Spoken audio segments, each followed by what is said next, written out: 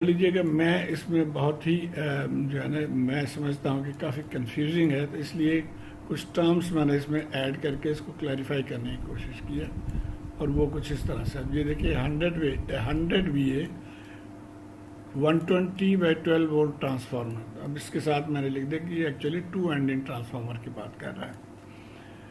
Is to be connected to a form a step up transformer, step up auto transformer. तो ये step up auto transformer हमने बनाना है।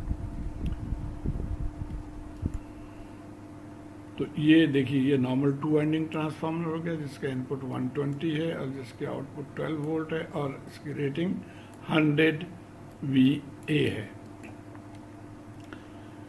अच्छा, और इसको एक्सक्यूज मी, अब इसको ऑटो ट्रांसफार्मर बनाने के लिए हम इसको ऊपर लेके जाके जोड़ देंगे। और चूंकि ये स्टेप अप है तो इसको ऊपर जोड़ेंगे, अगर स्टेप डाउन होता तो हम नीचे जोड़ते हैं। तो ये हमारा स्टेप अप ट्रांसफार्मर बन गया। अब क्वेश्चन क्या है? A primary voltage of 120 is applied to the transformer, यानी अब ऑटो ट्रांसफार्मर की बात हो रही कि यहाँ पे 120 वोल्ट अप्लाई कर दिया गया।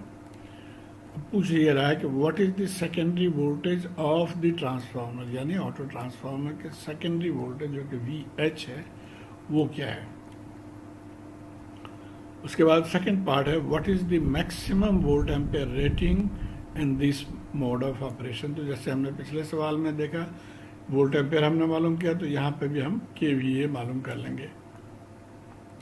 और थर्ड पार्ट है calculate the rating advantage of the auto transformer connection over two windings rating. तो जैसे हमने पिछले सवाल में भी यही देखा कि हमने auto transformer power divided by two ending transformer power से हमें रेटिंग एडवांटेज मिल गया।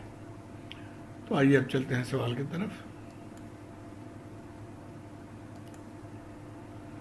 तो सबसे पहले हमने ये रिलेशन पढ़ा था कि V हाई ओवर VL इस टर्न्स, नंबर ऑफ टर्न्स के रिलेशन से। और नंबर ऑफ टर्न्स यहाँ गिवन नहीं है, लेकिन हमें वोल्टेजेस गिवन है। तो यहाँ से भी हम अंदाज़ा कर सकते हैं कि अगर यहाँ पे 120 टर्न हो तो यहाँ पे 12 टर्न होगा। तो उसी लॉजिक को लेके हम इसमें एंटर करेंगे। यहाँ से हमने V हाई, क्योंकि हमें पावर के लिए हमें V हाई चाहिए। ये जो पहला क्वेश्चन है what is the secondary voltage of the transformer, तो ये इस रिलेशन से V हाई हम निकाल लेंगे और ये इस तरह से लिख लिया। अब इनके वैल्यूज हम पुट कर देंगे यहाँ पे।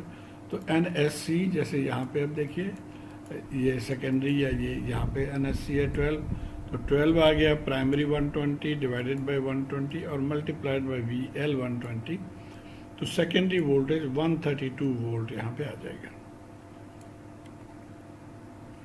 तो ये पहला पार्ट हो गया। अब आ जाते हैं दूसरे पार्ट पे, what is the maximum volt ampere rating in this mode. तो अब यहाँ पे जैसे हमने पहले भी किया था कि हम आउटपुट वोल्टेज आउटपुट करंट अगर ऑटो ट्रांसफार्मर की लेंगे, इसके नहीं, तो उसके लिए हमें एक काम पहले और करना होगा। हम सेकेंडरी दोनों के करंट्स मालूम कर लेते हैं पहले कि इस ट्रांसफार्मर में अगर पावर ये है और वोल्टेज ये है तो करंट कितना होगा और इसमें करंट कितना होगा। तो S2W जो 100 वोल्ट एम्पेयर है उसको 12 से डिवाइड कर दिया सेकेंडरी के लिए, तो 8.33 करंट इसमें आ जाएगा। और 120 से डिवाइड कर दिया तो हमने 0.833 एम्पेयर करंट प्राइमरी साइड पे आ गया। तो हम इसको रीड्रॉ कर लेते हैं। अब ये हमारे दो करंट्स आ गए प्राइमरी और सेकेंडरी साइड पे। अब इसका फ़ायदा ये है कि अब जब हम इसको जोड़ेंगे तो हमें कॉन्सेप्ट कुछ क्लियर रहेगा कि इसको अब हम ऊपर ला के जोड़ दिया हमने, इस तरह से हो गया। तो अब यहाँ पे भी देखिए वही करंट है, प्राइमरी करंट इसमें से और सेकेंडरी करंट ये है। और अब सेकेंडरी वोल्टेज हमने ऑलरेडी मालूम कर लिया था, ये वाला वोल्टेज 132, इसको लिख लिया हमने। और आउटपुट पावर जो है वो वोल्टेज VS या VH मल्टीप्लाइड बाई IS या IH। तो इसके जो मुख्तलिफ नाम्स हमारे बुक में दिए गए थे कि इसको आप इनपुट के भी बराबर होगा पावर और IO के बराबर होगा। और जैसे मैं कह रहा हूँ कि ये मैं इसको S ऑटो लिखूँगा कि यानी ऑटो ट्रांसफार्मर की पावर। तो ऑटो ट्रांसफार्मर पावर क्या होगा, वोल्टेज मल्टीप्लाई बाई करंट 132 और इसमें करंट जो है वो 8.33 एम्पेयर। तो ये हो गया 1 1100 वोल्ट एम्पेयर, यानी 1100 वोल्ट एम्पेयर। याद रहे यहाँ पे कितना है 100 वोल्ट एम्पेयर, और यहाँ पे 1100 वोल्ट एम्पेयर हैंडलिंग कैपेसिटी अब इस ऑटो ट्रांसफार्मर के हो गया इसके वजह से। अब हम थर्ड पार्ट में आ जाते हैं कि हमने एडवांटेज ढूंढना है कि इसके वजह से कितना गुना हमें फ़ायदा हो रहा है। तो वो सिंपल एस ऑटो को एस वाइंडिंग से आप डिवाइड कर देंगे।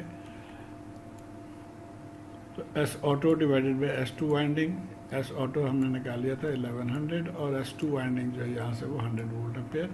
तो 11 गुना 11 टाइम्स जो है वो हमें एडवांटेज मिल रहा है in terms of power handling. तो ये क्वेश्चन हो गया। अब हम एक आध चीज़ें और देखेंगे। Another concept is the voltage adjustment is by a small amount either up or down, then the VP and VS are nearly equal. तो अगर फर्ज करें कि ये 200 वोल्ट है और आउटपुट 200 वोल्ट है, तो ये बहुत करीब है दोनों वोल्टेजेस, और इसके वजह से करंट जो है वो भी काफ़ी करीब होंगे। अब यहाँ से अगर आप ये हमारा 10 kVA फ़र्ज़ करें इसकी रेटिंग है, तो यहाँ से अगर हम करंट निकालेंगे तो ये 50 एम्पेयर आ गया और इसमें करंट 45.45 एम्पेयर आ गया। तो अगेन हम इसको अस्यूम कर सकते हैं कि दे आर वेरी नियर। अब the portion of the winding in which carries the difference between the two currents can be made from much smaller conductor size. अब ये कैसे हो रहा है, ये देखिए कि ये जो पोर्शन है, अब इसमें करंट क्या है 50 एम्पेयर यहाँ से 45 यहाँ चला गया, तो बाकी इस वाइंडिंग में सिर्फ 4.55 एम्पेयर है। तो अगर हम ये एक ट्रांसफार्मर नए सिरे से वाइंड कर रहे हैं, पुराने ट्रांसफार्मर को कनेक्ट करके नहीं बना रहे हैं, तो हम इस वाइंडिंग को बहुत ही बारीक तार से हम इसको यूज़ कर सकते हैं, या लो एम्पेयर वायर से इसको हम यूज़ कर सकते हैं। तो इसलिए इसमें बचत हो जाएगी कि इसके कॉस्ट जो है वो कम है बनिस्बत कि आप जैसे यहाँ पे आपने 45 एम्पेयर के वायर को आपने यूज़ करना है। तो ये यही कह रहा है कि the portion of the winding which carries the difference between the two currents can be made from a much smaller conductor size, since the currents are much smaller and thus saving the cost. तो ये भी एक तरीका है इसको सोचने का, इसको समझने का।